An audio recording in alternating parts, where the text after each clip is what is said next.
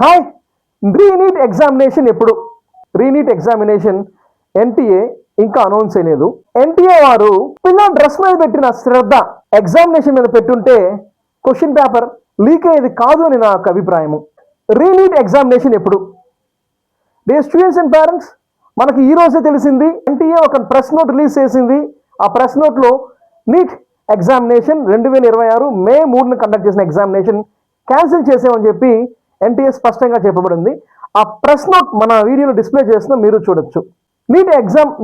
Re-NEET exam ఎప్పుడు అంటే అఫీషియల్గా ఎన్టీఏ వాళ్ళు అనౌన్స్ చేస్తామని చెప్పున్నారు.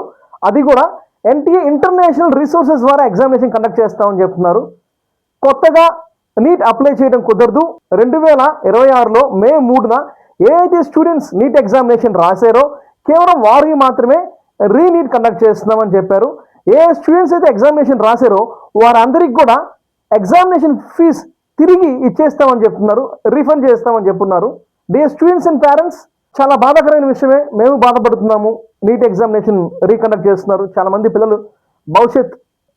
పిల్లల భవిష్యత్ అయోమయానికి గురైంది. డే స్టూడెంట్స్ అండ్ పేరెంట్స్, బాధపడకండి, భయపడకండి.